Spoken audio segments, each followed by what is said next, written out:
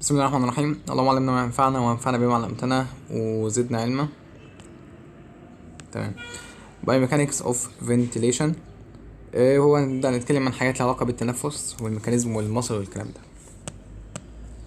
في البداية introduction بسيطة يقول لك فيها ايه. الفنتيليشن is a mechanical process، هي عملية ميكانيكال by which، من خلال ان هو الاير الهواء بيحصل له ايه، والله الهواء بيدخل وبيطلع. تمام. فين الكلام ده بيحصل من خلال اللنج والاير واي، الرئة وممرات الهواء. الرزم اللي بيحصل ده او رزم العمليه ده بيحصل بمقدار 12 مره ل 20 مره في الدقيقه. ده كام ده ايه وانت بتسمعني وانت قاعد مستريح. وده مهم جدا as essential to maintain life، عشان يخلي الحياه يعني، او يخلي مهم جدا للحياه انك تتنفس طبيعي، مهم النفس للحياه. الفنتليشن بيسمح بالاكسشينج، بيسمح ان هو تبادل الاكسجين وثاني اكسيد الكربون، بحيث انت تدخل اكسجين وتطلع ثاني اكسيد الكربون من خلال ايه الالفيولاي اللي هي جوه اللنج انت عارف، والبلد والدم، او بمعنى صح والخلايا، ان كده الدم والحاجات دي بتودي على الخليه عشان يوصل فيبدا يتحرق ويحصل له اوكسيديشن والكلام ده. ماشي. مقدمه ما ملهاش حاجه يعني، المعلومه المفيده اللي فيها دي المعلومه المفيده اللي هو ممكن تسال فيها كرقم، اما الباقي ده كلام يعني بيفتح معاك. يبدا يقول لك انتنسيتي، شده النفس ده. انت ممكن تاخد نفس زي ما انت بتسمعني كده، انت كده بتاخد نفس طريقه كويس، انت قاعد بتسمعني والدنيا معاك هاديه كويس. وممكن لو انت بتجري بقى او انت في سباق فالنفس بتاعك بتحس ان النفس لا نفس اللي هو واخد بالك لو بالطريقه دي. طيب بعدين يجي يقول لك ايه كوايت فنتيليشن اللي هو الهادي ده، ايه نظامه؟ يقول لك ده بيحصل حاجه اسمها sedentary activity that have low metabolic demand. يعني ايه الكلام ده؟ يقول لك والله ده نفس عادي خالص بيحصل بسبب الانشطه الهاديه، انت بتكتب، انت بتذاكر، انت بتسمعني، انت بتتكلم. انا برضو انا على فكره حاليا مش ببذل مجهود الخرافي ده، لان انا بتكلم يا دوب كلام، فده حاجه عاديه.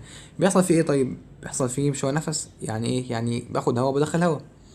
خلينا يعني عارف، خلينا نفتح الكلام مع بعض كده. انسبيريشن واكسبيريشن. طيب عايز نوصل لايه تاني؟ ان الانسبيريشن مثلا بيشتغل في الديافرام، عضلة الحجاب الحاجز تبدأ تشتغل وانت بتاخد نفس عشان توسع مكان وتاخد كمية هواء كبيرة. طيب والاكسبيريشن، ركز في النقطة الجاية دي. الاكسبيريشن يقول لك ان هو باسيف بروسيس او باسيف بروسيس. يعني ايه؟ يعني انت اخدت نفس، خد كده نفس بقوة، خدته الاخر، فض كده النفس. انت لما فضيت النفس هل في مصل حصل لها كونتراكشن؟ يقول لك لا، ده انت بس اللي حصل ان النفس طلع لوحده. عارف انت لما تكون رافع ايدك لفوق سيب ايدك لوحدها تقع، ده اللي هو باسيف، زي باسيف موفمنت كده، انت مش بتعمل كونتراكشن في حاجه. اه يبقى هي دي الفكره، ان في الكوايت انت النفس خدته، الديافرام اشتغل، وبعدين الدنيا هديت كده، ده بشكل يعني بسيط كده لحد ما نتعمق في المحاضره. فحصل عمليه باسيف ان هو الهواء طلع زي ما دخل، مش حاجه، كانك بالونه نفختها وبعدين سبتها الهواء اللي فيها طلع. انت ضغطت على البالونه؟ لا ما ضغطتش، انت يا دوبك سبتها هو طلع. هو دي الفكره. الفورس فنتيليشن الموضوع يختلف شويه. يقول لك ايه بقى فيه؟ يقول لك هو حاجه اسمها strenuous activities that require a rapid، محتاجه سرعه ومحتاجه قوه، وبتكون مع الانشطه الشاقه شويه زي ايه. يقول لك الاكسرسايز، التمرين، بيكون محتاج طبعا، او مع ناس عندها يعني اعزكم الله امراض في الريسبيريشن ريسبيراتوري ديزيز، او واحد في سباق في ماراثون بيجري، او واحد اتخض فجاه فقام يجري فتلاقي نفس اللي هو كده مع نفسه. الفكره هنا عايز اقول لك عليه ايه، ده نفس. يعني نفس يعني انسبيريشن واكسبيريشن. طب تعالى كده نفكر سنه. طب الانسبيريشن هنا بيحصل بيستخدم مصل اقول لك مثلا هنا الشيست ومعاهم حاجات مثلا منك، تمام؟ قول يعني الكلام، قول شيست. طب ده في الانسبيريشن. في الاكسبيريشن انت بتفضي، تقول لي باسف، اقول لك لا مش باسف. باسف دي كانت تقول له انت هادي كده، انت هنا بتطلع نفس بتطلعه بتدخله بقوه، اللي هو في معاناه. هتقول لك الناس عندها ديزيز. فالاكسبيريشن يقول لك انت بتطلع نفس، بتشتغل معاك الابدومينال ماسل، بتشتغل معاك الانتركوستال ماسل. تقول لي الكلام ده مش مكتوب، اقول لك مش مكتوب بس بنفتح دماغ بعض يعني في الشرح. تمام. طيب فنتيليشن هو عباره عن كومبينيشن او عباره عن حاجتين مع بعض كده. يقول لي ان هم ايه اكتيف وباسيف فورس، او اكتيف وباسيف بروسيس، عمليتين يعني. العمليه باكتيف يعني انت بتعملها لنفسك بسبب كونتراكشن للمصل. لو انت مثلا لما اخدت انسبيريشن، ما قلت لك لما اخدت انسبيريشن شغلت معاك مصل زي مين؟ قلنا زي الديافرام. هناخد دلوقتي زي السكلينياس، هناخد دلوقتي زي حاجه اسمها انتركوستال مصل، ايا كان. انت شغلت عضلات، ولما جيت سبت الهواء كده، سبت نفسك فالهواء طلع لوحده. انت كده شغلت حاجه؟ ما شغلتش حاجه. انا بتكلم وانت مستريح وانت بتسمعني. ماشي. المهم يعني ان هما دول الاكتيف والباسيف فورس دول بيأثروا في حجم الثوراسيك. يعني انت لما تيجي تاخد نفس، انت خد كده نفس، هتحس ان انت عارف صدرك كده كانه بيوسع، او هتحط ايدك كده على الشيست بتاعك هتحس ان فيه ان كانه بيكبر كانه بيوسع. وفضي كده نفس على الاخر، يعني انفخ انفخ انفخ انفخ، وافضل انفخ كده شويه كده مثلا كده بتنفخ بالونه. وتعالى في اخر لما تجيب نفسك حط كده على الشيست تحس ان انت عارف جسمك داخل لجوه، بطنك داخل لجوه، جسمك ده فيه ايه ده. تمام. بس طبعا انت لما تعمل الحاجه دي بنفسك وتعملها بقوه، ولا ده اسمه مش كويت، اسمه فورس. بس اللي هو عايز افهمك ان حجم الثوراسيك بيختلف. طيب فيجي يقول لك ان في قانون عادي خالص، قانون ابتدائي اسمه بولز لاو. ايه القانون ده غريب؟ يقول لك سبحان الله يعني كل ما الضغط او كل ما الحجم بيزيد كل ما الضغط بيقل. طب ما منطقي، يعني انت اي حاجه حجمها بيزيد الضغط اللي جواها بيقل. يعني انت مثلا لو انتوا 100 واحد في اوضه، تمام، او في قاعه صغيره مثلا، هتحس تقول ده الدنيا حر، ده احنا مالين الاوضه، ده احنا زحمه جدا زحمه جدا. طب ال 100 واحد دول لو راحوا في قاعه فرح كبيره، لا ده يدوب 100 واحد، واخد بالك؟ اه فيقول لك مع ان هم نفس ال 100 واحد، بس ايه الفكره؟ ان الحجم لما زاد انت حسيت الضغط قل، والعكس. طيب فيقول لك بس الكلام ده لازم تثبت حاجات معينه، يعني لازم تثبت الحراره وتثبت كميه الغاز لو انت بتتكلم على طبعا اللي هو الاكسجين او اي حاجه اللي بتنفسه عامه. فلازم تثبت درجه الحراره وكميه الغاز، واي قانون في الدنيا بيكون عشان تقارن بين حاجتين بتثبت حاجه تالته. تمام. فممكن نيجي نعملها ايه؟ ممكن نيجي نعملها كده، نقول دي علاقه بين الفوليوم وبين البريشر في حاله ثبوت مين؟ التمبريتشر، وحاله ثبوت كميه الغاز اللي هو الاكسجين. فيجي يقول لك ان العلاقه عكسيه، اول ما ده الفوليوم يزيد البريشر بيقل والعكس. ماشي لحد الان برضو الكلام يعني كلام سهل. طيب ماسكولار ميكانيزم اوف انسبيريشن، ايه اللي بيحصل؟ بس لما تيجي تاخد نفس بالراحه كده، اول حاجه بيحصل انت خد كده نفس، بيحصل كونتراكشن فين؟ في المصل اللي هم ايه؟ اللي هم عندي معايا الديافرام، السكرينياس، والانتركوستال مصل. بعدين بيحصل ايه؟ انا قلت لك انت حاطط ايديك على الشيست بتاعك وخدت نفس كده عميق، هتلاقي ان الشيست بتاعك تحسه كانه بيكبر، كانه بيوسع، كان الفوليوم بيزيد. فهو بيقول لك كده فعلا ان بيحصل زياده في الفوليوم، فبيحصل له اكسباند يعني بيبدا يتمدد. تمام. طيب بالتالي لما هو يوسع كده ويتمدد ويكبر، البريشر هنقولنا العلاقه عكسيه، يبقى البريشر هيقل بتاع اللنج. طيب احنا بنقارن دلوقتي بين اتنين بريشر، البريشر اللي جوه الرئه بتاعتك والبريشر اللي في الهواء بره اللي في السماء. فالبريشر اللي في الشارع واللي في الهواء بره ثابت ليه نسبه معينه. البريشر بتاعك اللي في الرئه بدا يقل، ما هو قال لك البريشر بدا يقل، ريديوس. طيب لما البريشر بتاعك اللي من جوه يقل يبقى اللي من بره اعلى. تاني البريشر بتاع الرئه قليل يبقى اللي في الشارع هو الكبير. الهواء دلوقتي هينتقل، هيفضل في الشارع ولا هيدخل جوه؟ تقول لي هيدخل جوه، اقول لك ليه؟ اصل معروف ان الحاجه بتنتقل او الغاز بينتقل من الضغط العالي للضغط الواطي، ومش الغاز بس، واحنا كمان وكل حاجه. انت لو في شركه بنفس المرتب، انت بس الحمل كله عليك، وايه رحت في شركه تانية الضغط فيها قليل جدا على الموظفين، انت هتسيب الشغل هنا وتروح الشغل هنا. ايه الميزه يعني؟ خدت بالك؟ فمش الغاز ده، كل الناس بينتقل من الضغط القليل، من الضغط الكبير للضغط القليل عشان يستريح. فانت لما يوسع حجم الثوراسيك والفوليوم يزيد البريشر جوه الرئه يقل. فلما البريشر يقل هيبقى البريشر بره في الشارع اعلى منه، والاكسجين يقول طب ما يقل عليا اقعد في بريشر عالي، ما ادخل في البريشر القليل، فتلاقي الاكسجين دخل جوه الرئه بس حصل التنفس. العكس ايه بقى؟ انت دلوقتي اخدت نفس خلاص، انت فضلت تاخد نفس بعدين ده كده خلص عمليه الانسبيريشن. انت جه وقت بقى انت بتعمل تبادل، فانت بتطلع هواء، بتطلع نفس من بره، فانت بتضطر انفخ كده. اول ما تنفخ تحط ايدك على الشيست هتلاقي ان الشيست كانه حجمه بيقل. فلما الحجم بتاعه بيبدا يقل العلاقه عكسيه، البريشر هيزيد. فالبريشر لما يزيد، تمام، او انت لسه البريشر لما يزيد عامه وهيكون ازيد من اللي في الشارع، ازيد من اللي في الهواء بره، فالاكسجين او مش الاكسجين قصدي ايا كان بقى ثاني اكسيد الكربون او ايا كان، يقول لك انقل عليا طيب ما اطلع بره. فهتلاقي حصل تبادل غازات. في الاول الكونتراكشن وسع الفوليوم بتاع الثوراسيك فالبريشر قل فالهواء دخل، بعدين الفوليوم قل فالبريشر زاد فالهواء طلع. الهواء بقى يختلف، يعني دخل اكسجين طلع ثاني اكسيد الكربون، مش الفكره اللي انا بتكلم عليها، الفكره اللي بتكلم ركز فين؟ في الميكانيزم اللي انا بتكلم لك بيه. طيب اتمنى تكون اتفهمت، هي حته ما فيهاش حاجه بصراحه، يعني حسها كلام مقارن من الفسيولوجي وكده، بس يعني اهو ادي الصوره دي يعني بتوضح لك الشكل، نفس الفكره. تمام. طيب هو انا عندي عشان نكون متخيل بس القفص الصدري او الكافيتي ده عباره عن ايه؟ تقول لي عباره عن عظمه في النص اللي هي سترنم، اللي هي عظمة القص، فيها شوية ضلوع طالعين منها. الضلوع دول ماسكين في الهوا؟ لا، لافين من ورا كده وماسكين في الفرتبرا. فانا بس هقول لك شوية تمفصلات بسيطة. يعني مثلا احنا عارفين ان الاسترنم عبارة عن ايه، عبارة عن، نجيب القلم. انا عارف والله ان هي عبارة عن حاجة اسمها كده، اسمها منبريم، حاجة اسمها بادي، وبعدين حاجة اسمها زي فويد كده من تحت، واخد بالك؟ فدي اسمها منبريم، دي اسمها بادي، ودي اسمها زي فويد يعني من تحت خالص.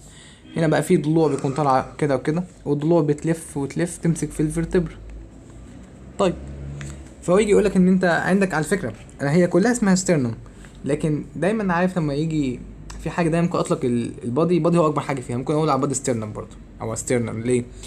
دايما عارف لما يجي يقولك ايه مثلا، آه اللي هو مثلا عارف اللي هي المجاز المرسل، كان يقول لك زي المجاز المرسل كده، يقول لك انا ليا عيون في كل حته. على فكره ايه ليا عيون في كل حته دي؟ ليا عيون في كل حته يعني انا ليا ناس اعرفها بتراقبك مثلا في كل حته، بس انا مفيش عيون حرفيا يعني مش تمشي كده تلاقي ان في عينين قاعدين على الكرسي، لا، ليا ناس بني ادمين، بس عشان اهم حاجه في المراقبه هي العين وشوفك بتعمل، فليا عيون في كل حته. هنا برضو انا نفس الفكره، يجي يقول لك ايه، يجي يقول لك ان البادي ده اهم جزئيه كده او اكبر جزئيه في الاسترنم، فانا ممكن اقول عليه هو مجازا كله الاسترنم. فهمت الفكره؟ بس يعني انا حبيت اقول لك النقطه دي، يعني معلومه فيما بعد. فيجي يقول لك ان عندك جوينت اسمه مانيبريو ستيرنال جوينت، اللي هو بين مين ومين؟ تقول لي هو اكيد بين المانيبريوم وبين البادي الستيرنا، اللي هو المنطقه اللي هنا مثلا. هنشوف صور دلوقتي. جوينت اسمه ستيرنو كوستال جوينت، كوستال اللي هو ضلع، ستيرنو اللي هو الستيرنا، فتلاقيه ان هو ايه، لو ده الستيرنا وده البادي فتلاقيه ان هو الضلع اللي طالع منه.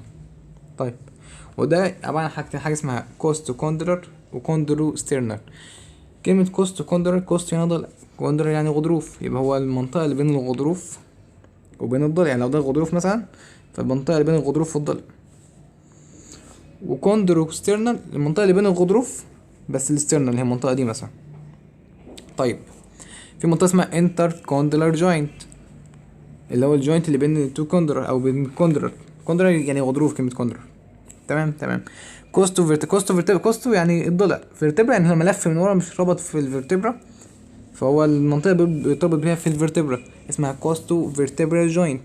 وانت عارف ان الريب لما جينا اتكلمنا عليه قلنا ان الريب هو راس ضلع كده، وفي اللي هو عبارة عن ضلع ليه جسم فقرة، وليه بيمسك في جسم حاجة، تمسك في جسم الفقرة، وحاجة بتمسك في الحتة اللي هي التيوبريكال اللي بيكون عند الترانسفيرس بروسيس. اتكلمنا عليها في المحاضرة الأولى غالبا أو التانية، مش فاكر، في التانية قلنا لو ده الضلع كده، او في فيديو نيومان. انا افتكرت، ايه انا اتكلمت عليه غالبا في الفيديو اللي كنت منزله من شرح كتاب نيومان، واللي وقفت حاليا اشرحه. خلاصه كنت بقول ان لو ده الضلع، فكنت بقول انه في جزئيه كده بتلمس مع جسم الفقره، فبسميها كوستو برويال جوينت، كوستو برويال جوينت اللي هي المنطقه دي. وفي جزئيه تانية بتلمس كده مع الترانسفيرس بروسيس في حته اسمها التيوبريكال كده، حته موجوده كده، فاسمها كوستو ترانسفيرس. ايا كان يعني، انت كده تقراهم مره واتنين كده، تكتبهم مره بايدك وخلاص يعني. بعدين يجي يقولك ايه، ثوراسيك انترفيرتبرال جوينت، خلاص، اللي هو الانترفيرتبرال اللي هو الفيرتبرا بقى اللي بين الفقرات بقى ذات نفسها. دي الصورة اللي بتوضح الكلام احنا قلناه. يعني ادي منيبريم، لو ده الكوستال فيبقى ده اللي هو بين الغضروف وبين الستيرنر المنطقة دي، فهيسموها ايه، كوندرو ستيرنر. طب لا، دي بين الغضروف بس بين الكوستال بقى، فاسمها كوستو كوندلر. كلهم بقى المنطقة دي قاعدة اسمها ايه، ستيرنو كوستال.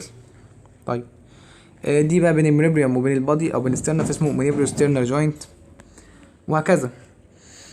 دي انتر كوندر ليجامنت اللي هو بين كوندر وكوندر، يعني هنا كده وكده، فاسمه ده ليجامنت، انتر كوندر ليجامنت. في برضه انتر كوندر هتلاقيه زي جوينت، دي طبعا زي فويد كده يعني. تمام، فهي الصورة بتوضح لك الكلام. وهو الموضوع الجوينت يعني غالبا لو حد يقعد يفصفص كده في الجوينت دايما بيقول لك اساميها منيبرو ستيرنر، ستيرن كوستال، انتر كوندر. فان احنا نقعد نفصفص في اسم الجوينت دي اصلا يعني حاجة مش بتحصل، بس اللي هو ايه، عارف، بندردش احنا مع بعض كأننا بنشخبط واحنا بنذاكر مع بعض كده. طيب، وبعدين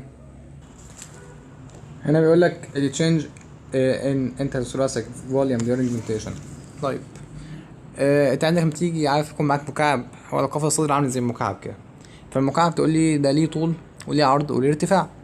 فلما باجي هنا في القفص الصدري بقول لك، او في الانترثوراسيك بقول لك ان انا هتكلم عن الفوليوم من ناحيه الارتفاع اللي هو الفيرتيكال، من ناحيه الطول والعرض.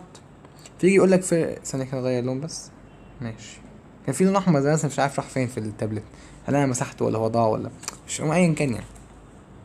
فيجي يقول لك والله ان في الفيرتيكال during expiration اثناء ما انت بتاخد شهيق، الحجاب الحجاب الحاجز بيبدا يحصل له كونتراكشن، عضله الحجاب الحاجز بيبدا يحصل لها كونتراكشن، فاهم في الديافرام؟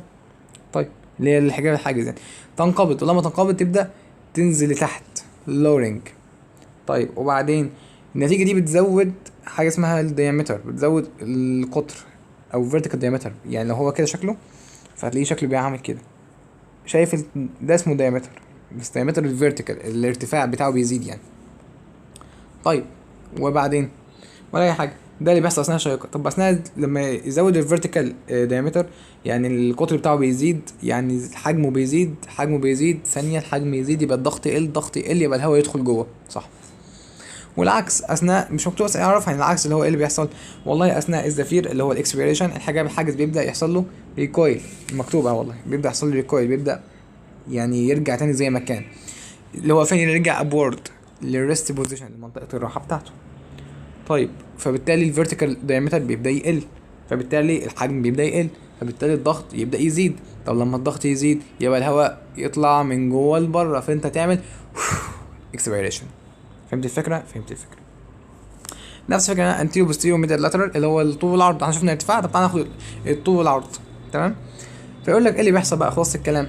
elevation and depression of the rib and sternum reduce change in the anterior posterior and medial lateral diameter of the thoracic, although or articulation within the thoracic contribute of this change in diameter as a cost to vertebral joint kinematic، وعاملها لك بخط اسود بنط عريض كده يعني.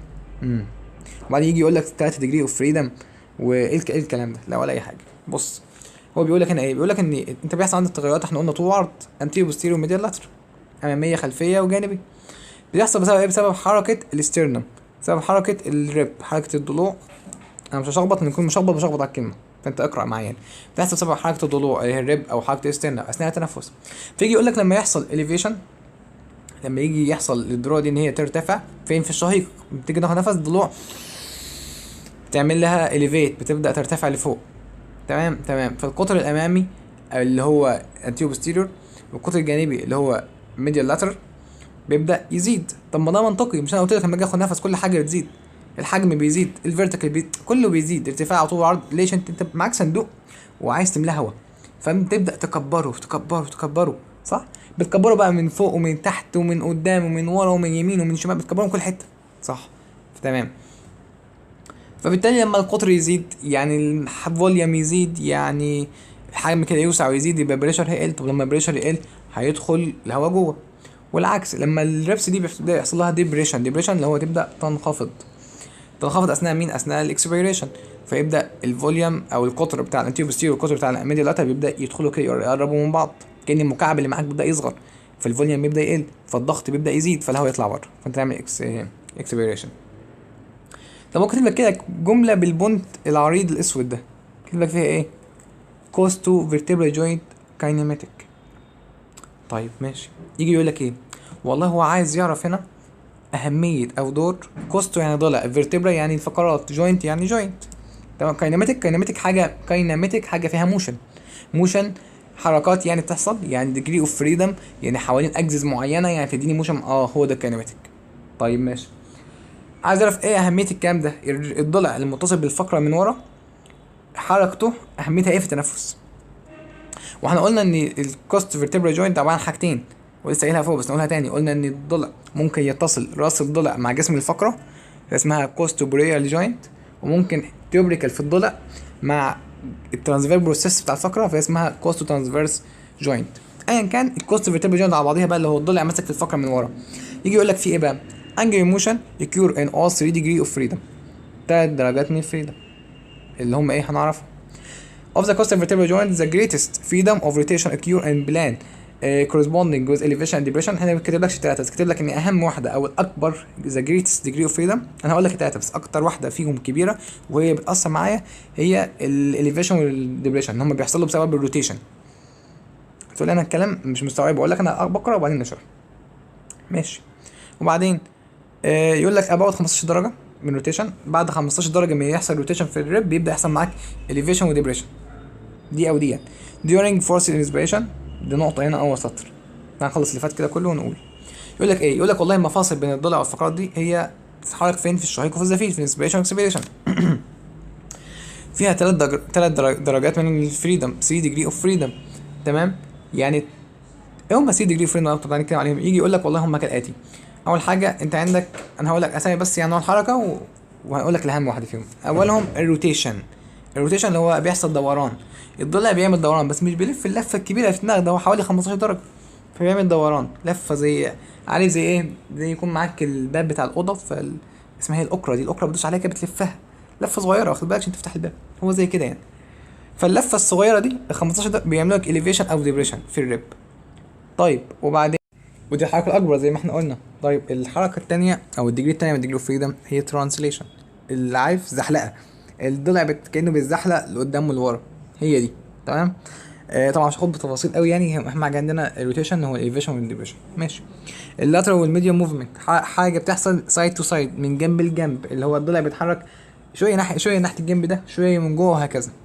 المهم انا هو كاتب لك ذا جريتست اللي هي الاكبر واحده فيهم هي الروتيشن، اللي بتديني على البلان بتاعها elevation لما اجي اعمل inspiration وديبريشن لما اجي اعمل expiration.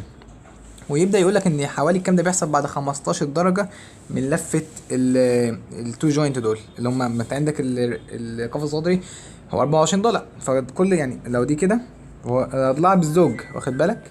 اضلاع بالزوج. وبعد ذلك معلش الفيديو بس عمل كما كنت بقول ان خلاص احنا قلنا روتيشن ترانسليشن اللي هي ميدل موفمنت، اهم حاجه وهي الحركه الكبيره اللي عندي واللي هي الاليفيشن والديبريشن. تمام. بعدين اجي اقول لك بقى ايه، اجي اقول لك نقطه ثانيه بقى بنتكلم فيها، وهي الاسبيرت او انسبيريشن، الفورس انسبيريشن هو التنفس.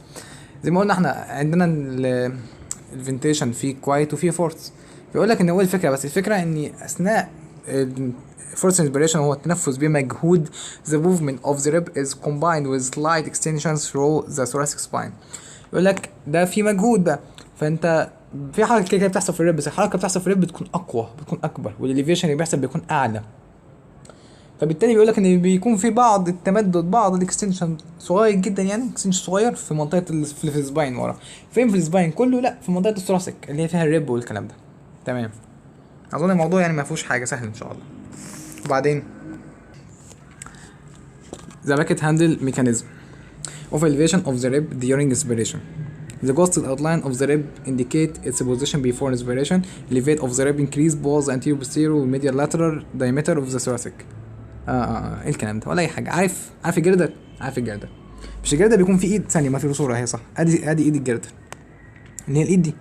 يجي هو يقول لك ايه؟ يقول لك والله الرب انت عندك الضلع متصل بايه؟ مش متصل بقدام من ستيرنم؟ اقول لك ايوه. من ورا مش في فقره؟ اقول لك ايوه. وهو متصل كده بيهم، راسه الهيد والنك بتاعت الضلع هنا كده، والباقي بتاع الضلع كده متصل هنا جوينت ستيرن وكوستال جوينت، وورا فيرتيبرال كوستال جوينت. تمام. ورا الفيرتيبرال كوستال اللي هم مين؟ اللي هم الكوستوبيريال والكوستو ترانزفير والكلام ده. تمام. فحتى هو جايب لك المنظر، ادي ستيرن كوستال، ادي شكلها هنا. بس تقول لي ده مش الكوستال؟ اقول لك ده صح، ده مش الكوستال، ده الغضروف، ده الغضروف بين الستيرنا وبين الريب، بس في منطقه اسمها سينيو كوستال جوينت. ومن ورا بقى يلف بقى باقي الدرع كده، فيمسك من هنا فين بقى؟ يمسك من هنا. والله انت عارف ان هو الهيد بتاعته بتمسك كده في البادي، والتيوبريكال بتاعته بتمسك في الترانسفير بروسيس. تمام. يقول لك ايه اللي بيحصل؟ يقول لك تخيل كده عامله زي الجردل. ثانيه نمسح، نكبر الاستيك ونمسح براحتنا. يقول لك لو جيت انت كده بصيت هنا على الصوره دي اللي هي المنطقه دي كده، هيقول لك ان شايف دي اللفه دي كده عامله زي لفه الجردل. تقول لي صدق صح؟ فعلا. فيقول لك ايه اللي بيحصل؟ انا قلت لك ان لما تيجي تاخد نفس بيحصل اليفيشن للضلع، الضلع بيبدا يترفع. فلما يجي يترفع، لو بصينا على المنطقه بتاعت الجوينت دي والمنطقه اللي هنا دي، هنلاقي في حاجات بسيطه بتحصل. زي ايه؟ الكلام اللي هو المكتوب فوق خلاص، اللي فوق يعني. تمام. انت دلوقتي اثناء لما بتاخد انسبيريشن الضلع بيكون في وضع يقول لك مايل تحت شويه، زي الجرده. ما هو الجرده بيكون مايل تحت شويه صح؟ ثانيه، البتاع ده بيكون مايله شويه لتحت، انت لسه الضلع تحت، فبتبدا تاخد انسبيريشن شهيق، فالعضلات بقى تنقبض زي انت الكوستا والديافرام والكلام ده، فالضلع بيبدا يتحرك لبره ويترفع لفوق. فبيحصل ايه بقى لما الضلع يترفع لفوق؟ انت اخدناها ان الفيرتيكال بيزيد والانتيريور بوستيريور، هنا دي بقى انتيريور بوستيريور دايمتر اللي هو قدام وورا وعلى اليمين والشمال، بيبدا المساحه توسع، فالحجم يزيد، فالضغط يقل، فالهواء يدخل. مش فكرتي مكتوبه، بس مش هي المهمه بتاعتي. اللي انا عايز اقول لك ايه بقى؟ ان انت وبترفع ايد الضلع وهو بترفع عامل زي ايد الجردل وهي تحت كده مايله، وبتبدا تترفع ثانيه كده. يوه الحته دي مهمه جدا، مش كده انا مش مهم الكلام قد ما انت مهم تفهمها وتتخيلها، تتخيلها اهم حاجه، الكلام مش لازمه. يقول لك ادي الضلع، تخيل ان ادي الضلع وهو مايل، مايل هي اوت جوستد مكتوبه فوق، هو مايل، حضرتك اخدت نفس تمام، فيبدا الضلع يطلع لفوق كده كان ايد الجده بتترفع لفوق، فيقول لك ايه اللي بيحصل، ايد الجده هنا ماسكه من الحتتين، ماسكه من المنطقه دي وماسكه من المنطقه اللي ورا، زي الضلع ماسك من هنا وماسك في الاسترنم من تحت. فبيحصل الاتي والله، اول حاجه الحته اللي هي عند الهيد وعند الهيد والنك بتاعت الريب اللي ماسكه في البادي وفي الترانسفير بروسيس بتاعت الفيرتبرا اللي هي ورا، عارف الضلع كانه بيلف حواليها، بيعمل شوف يعني هو كده بيعمل الزاويه دي، كانه بص كانه بيعمل لفه بيعمل روتيشن، كان في محور. طب هو مش اي حد بيلف، مش بيلف حوالين حاجه، يقول لك ايوه، اقول لك تخيل ان في محور قريب من الترانسفير بروسيس، اللي هو مثلا لو في محور كده هنا، يعني ادي الترانسفير بروسيس مثلا، ادي في محور ثانيه، في محور معمول كده مثلا، فهو اللي بيبدا يلف حوالين المحور ده كده، واخد بالك، بيعملوا الزاويه دي حوالين المحور، بس هو مش بيلف لفه كامله دي، بيلف بالزاويه المكتوبه. قصدي هو هنا بيحصل روتيشن في المنطقه دي، روتيشن كده، روتيشن بسيط لحد ما في الهيد والنك بتاعت الريب حوالين المحور تخيلي عند التنظير بروسيس موجود. طيب كأن برضو اسمها دي ربي ليها اسم، ايد الجرده اللي هي اسم مش عارف، بس ايد الجرده كانها بتلف حوالين المسمار ده، مش في مسمار هنا مثبتها، فانت امسك كده الجرده لفه تحس ان في حته لفه صغيره حوالين المسمار ده بس. هي دي الفكره بتحصل فين؟ عند الفيرتبرال كوستال. طيب تحت بقى، وكمان حاجه تانية ماشي تحت، خلينا نقولها بعدين. قلت لك انا اسمه ايه ده، تقول لي اسمه ستيرنو كوستال جوينت، اللي هو عند الاسترنم او البادي بتاعت الاسترنم، وعند البتاع ده، وعند الريب، بس في النص قلت لك ان في غضروف في النص، اقول لك ايوه صح في غضروف فعلا في النص. فيقول لك ايه اللي بيحصل لما تيجي انت ترفع كده الغضروف اللي في النص ده، بيحصل له حاجه اسمها تويست بسيط، تورشن بسيط، عارف كانه بيلف لفه بتعصر عصره بسيطه جدا. بس طب الكلام ده وظيفته ايه ده كله؟ يعني بيساعد على ان يحصل مرونه، يحصل الكلام ده. انا الكلام ده على فكره المكتوب سهل انك تقراه، ما هو ده اللي انا المكتوب ده كله هو ده انا قلته، يعني كلمه زحلقه بسيطه والكلام ده اللي هي جلايدنج بسيطه تمام، وبيحصل برضه روتيشن. فنفس الفكره ادي هنا كاتب لك ايه، نقرا الكلام مع بعض بعد ما شرحناها، ان الجوستد اوت لاين يعني اسمه ده الضلع بيكون في الاول مايل لتحت، اوف ذا ريب انديكيت اتس بوزيشن بيفور انسبيشن، قبل ما تاخد تنفس الضلع مايل لتحت. طب بعدين بتبدا تاخد نفس فيحصل له اليفيشن، فيبدا يكبر الانتيريور بوستيريور والميديال لاترال، فالحجم يزيد، فالضغط يقل، فالهواء يدخل. طيب وبعدين يقول لك ما انت عندك هو مرتبط بحاجتين، بالكوست فيرتبرال جوينت وبالكوستو ستيرنال جوينت او ستيرنو كوستال جوينت. الكوستو فيرتبرال جوينت اللي هو الضلع الهيد والنك بتاعه ماسكين في الفقره من ورا، حته ماسكه في البادي وحته ماسكه في الترانسفيرس بروسيس، ادي اساميهم. وفي الاسترنم يقول لك ستيرنو كوستال جوينت، في سمول ديجري حاجه صغيره جدا من الجلايدنج، من الزحلقه او من الروتيشن، من اللف، بتحصل فين؟ بتحصل في الريب، وهو في الهيد بتاعته، وهو بيبدا يترفع في الهيد والنك دول ماسكين فين؟ ماسكين في الفيرتبرا من ورا. طيب rotate around the axis of rotation that courses near the costovertebral joint. يقول لك ان في اكسس تخيلي كانه ناحيه الفقره اللي هو رسمته لك ده، ناحيه الفقره بيبدا يلف من حواليه تمام، اللي هو معمول لك بشكل احسن. سيبك من الرسمه اللي هرسمها لك بقى، هرسمها لك هو اصلا بيكون المفروض جاي كده، اهو يبدا يلف حواليه. شايف الرسمه دي احسن من انا كنت رسمها كانت لحد ما مش صح. بيبدا كده ادي شكله، ويبدا تحصل لفه كده حواليه، شايف انت السهم كده حواليه، ومهم يعني. وبعدين ماشي ذا اليفينج ريب كرييتنج تويست، برضو هو بترفع، هو عمل هنا سن جلايدنج، سن ديوشن حوالين المنطقه دي. الناحيه الثانيه هو من تحت بقى اللي بيحصل، يقول لك حصل تويست او تورشن في الكارتج اللي ماسك في الستيرنو كوستال جوينت، اللي هي المنطقه من تحت. الحته دي سلايد هتزاحم السلايد، حاسس ان كل اللي فات ده اصلا اي كلام، ده السلايد اللي فيه بايو ميكانكس بجد. طيب وبعدين كلام عادي، يعني يقول لك الاتي والله. muscular action during ventilation، هناخد ان شاء الله محاضره كامله في المنهج ايا كان بقى ميعادها امتى يعني، بس يعني بتكلم عن المصل وعن حاجات كتيره جدا، المصل بتاعت السباين، المصل بتاعت الجسم، هنتكلم حاجات كتيره جدا، مثلا الترانك فلكن هنا بشكل كده مبسط يجي يقول لك ايه muscle of quiet inspiration، الانسبيريشن وانت هادي. يقول لك ان المصل على فكره بتكون شغاله، بتكون اكتف، بتكون نشطه، بس كلما انت بتعمل مجهود اكتر مش هي نشطه، بتكون انشط. يعني هي انت قاعد، انا كده قاعد تسمعني قاعد ساكت صح، هي نشطه وشغاله، انت شغال تاخد نفس وتطلع نفس، انت مش مركز بس هي شغاله. طيب نشطه اكتف، لما تعمل مجهود كتير وتجري مثلا كده العضلات بتنشط زياده عن اللزوم. طيب فيجي يقول لك هنا بقى ايه ذا ماسل اوف كوايت انسبيريشن. اهم العضلات في حوار الكوايت انسبيريشن ده ايه؟ هو في طبعا عضلات كتير بتشتغل يعني، بس اهم الحاجات دي خصوصا في اللي هو الانسبيريشن الهادي وانت قاعد بتسمعني، او انا قاعد بتكلم، انا بتكلم هدوء برضه. بيقول لك ان هم رقم واحد ديافرام اللي هو الحجاب الحاجز، سكلينياس معرفش اسمها إيه بالعربي، والانتركوستال ماسل اللي هي عضلات اللي هي انتر يعني بين كوستال ضلوع، تبقى العضلات اللي بين الضلوع. فمثلا يعني تعالى نتكلم عنهم كده كام كلمه. هو طبعا الكلام ده مكتوب يعني بس خلاصه. يقول لك ان الديافرام مثلا بيعمل لما تاخد نفس انسبيريشن، الديافرام بيحصل له كونتراكشن طبعا، فبيتحرك لتحت، فبينخفض شويه، فبيزود الفراغ او الفوليوم جوه الشيست او جوه الكافيتي. فلما يزود الفوليوم فالضغط يقل، فلما الضغط يقل الهواء يدخل. تمام. وحوالي مسؤول عن 70 ل 80% من حركه الانسبيريشن. السكينيس ماسل، السكينيس دي اللي جايه في الرقبه، وانت عارف ان السكينيس ليها انتيريور وميدل وبوستيريور اجزاء او فايبر كده. لما يحصل لها كونتراكشن بتبدا ترفع، مش هي جايه من الرقبه كده وماسكه في الضلع الاول والثاني كده، بتبدا لما يحصل لها كونتراكشن ترفع اليفيت للريب الاولانيه والريب الثانيه. وده دورها مهم، بيساعد الحجاب الحاجز، بيساعد الديافرام، خصوصا كمان لما اكون محتاج ازود مساحه اكتر. تمام.